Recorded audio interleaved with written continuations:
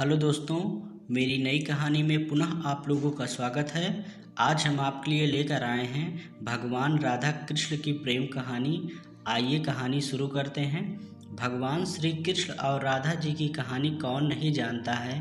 भगवान श्री कृष्ण का विवाह रुक्मिणी जी से हुआ था, लेकिन भगवान श्री कृष्ण राधा जी से प्रेम करते थे। कहा जाता है कि भगवान श्री कृष्ण की 16,100 पत्नियां थीं। देवी राधा जी का विवाह बचपन में ही अयान नाम के एक सैनिक से हो गया था। जब राधा जी 6 वर्ष की उम्र में थी तब उनका विवाह करवा दिया गया था, लेकिन विवाह के 1 वर्ष के पश्चात ही अयान का निधन हो गया था, जिसके बाद ही देवी राधा का मिलन भगवान श्री कृष्ण जी से हुआ था। एक बार जब भगवान श्री कृष्ण जी के पिता नंद बाबा जी भगवान श्री कृष्ण जी को लेकर बाजार घूमने गए थे, तो उस बाजार में देवी राधा और उनके पिताजी उस बाजार में आए हुए थे। तभी देवी राधा ने भगवान श्री कृष्ण को पहली बार देखा था और भगवान श्री कृष्ण ने देवी राधा को पहली बार देखा था। अपने पहले ही मिलन में भगवान श्री कृष्ण और देवी राधा को एक दूसरे से बहुत प्रेम हो गया था। ऐसा कहा जाता है कि पिछले जन्म में भगवान श्री कृष्ण और देवी राधा जी ने पहले से ही यह तय कर लिया था कि हम दोनों इसी स्थान पर मिलेंगे। जब भगवान श्री कृष्ण जी वृंदावन में बांसुरी बजाया करते थे, तब बांसुरी की धुन सुनकर सभी गोपियां उनके पास आ जाया करती थी।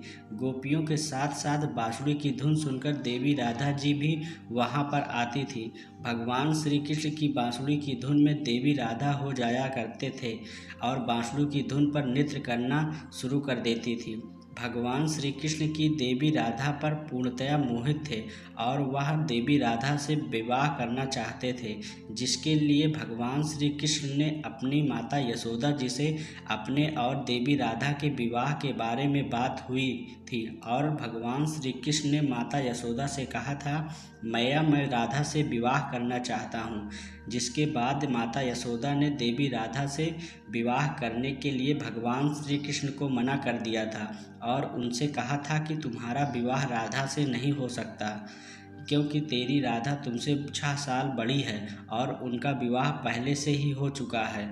लेकिन भगवान श्री कृष्ण बहुत जिद करने लगे, जिसके बाद माता यशोदा ने नंद बाबा से भगवान श्री कृष्ण को समझाने के लिए कहा, लेकिन नंद बाबा को समझाने के बाद भी भगवान श्री कृष्ण नहीं माने। जिसके बाद ऋषि गर्ग ने भगवान श्री कृष्ण को समझाया कि आपका विवाह नहीं हो सकता है, क्योंकि आपका जन्म किसी और कार्य के लिए हुआ है। तब ऋषि गर्ग ने भगवान श्री कृष्ण को बताया कि आपका जन्म इस दुनिया में धर्म की स्थापना करने के लिए हुआ है। लेकिन ऋषि गर्ग की बात भी भगवान ऋषि कृष्ण ने नहीं मानी और जिद करने लगे। तब ऋषि गर्ग ने भगवान श्री कृष्ण को बताया कि आपकी माता यशोदा और आपके पिता नंद जी नहीं हैं, बल्कि आपके माता देवकी और आपके पिता वासुदेव हैं, जो इस समय आपकी माँ कंस की कारागार में बंद हैं। यह सुनने के बाद भगवान श्री कृष्ण जी वृंदावन से मथुरा आ गए। भगवान श्री कृष्ण के मथुरा आने के बाद देवी राधा का जीवन बिना कृष्ण को देखे बहुत दुर्लभ होने लगा। भगवान श्री कृष्ण और देवी राधा जी का दोबारा से मिलन कुरुक्षेत्र में हुआ था, जहां पर एक सूर्य ग्रहण के दौरान द्वारिका से भगवान श्री कृष्ण और वृंदावन से नंद के साथ देवी राधा आई थी। देवी राधा सिर्फ भगवान श्री कृष्ण को देखने के लिए ही आई थी। भगवान श्री कृष्ण और देवी राधा का आखिरी मिलन द्वारिका में ही हुआ था। जब देवी राधा भगवान श्री कृष्ण से मिलने के लिए उनके महल में गई थी, तब भगवान श्री कृष्ण अपनी 8 पत्नियों के साथ महल में उपस्थित थे। जब भगवान श्री कृष्ण ने अपने महल में देवी राधा को देखा तो वह बहुत प्रसन्न हो गए थे। देवी राधा ने भगवान श्री कृष्ण से उन्हीं के महल में रहने का अनुरोध किया, जिसके बाद भगवान श्री कृष्ण ने देवी राधा को देविका के पद पर नियुक्त कर दिया। देवी राधा महल में सभी कार्यों को बहुत अच्छे ढंग से देखती थी और समय मिलते ही भगवान श्री कृष्ण के दर्शन किया करती थी। एक दिन देवी राधा जी ने उदास होकर महल को छोड़ने का निर्णय लिया, जिसके बाद देवी राधा जी ने जंगल के एक गांव में अपना जीवन यापन करना शुरू कर दिया। बिना भगवान श्री कृष्ण को देखे हुए बहुत समय हो गया। देवी राधा भगवान श्री कृष्ण के वियोग में धीरे धीरे कमज़ोर पड़ने लगी थी। जिसके बाद देवी राधा जी के अंतिम समय पर भगवान श्री कृष्ण देवी राधा जी के पास आ गए और उन्होंने देवी राधा जी से कुछ मांगने के लिए कहा, जिसके बाद देवी राधा जी ने भगवान श्री कृष्ण को मना कर दिया। लेकिन भगवान श्री कृष्ण के जोर देने पर देवी राधा ने भगवान श्री कृष्ण से कहा कि आप मुझे अपनी बांसुरी एक बार फिर से सुना दें।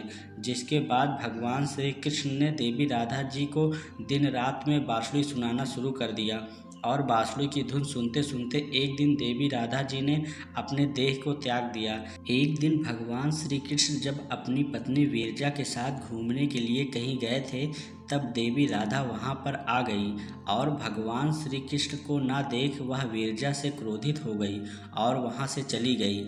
लेकिन भगवान श्री कृष्ण जी के मित्र श्री सुदामा जी को देवी राधा का यह करना उचित नहीं लगा, जिसके लिए उन्होंने क्रोधित होकर देवी राधा जी को भला बुरा कहा, जिससे देवी राधा क्रोधित हो गई और उन्होंने श्री सुदामा जी को श्राप दे दिया कि वह अगले जन्म में शंखचूर्ण नामक राक्षस बनोगे।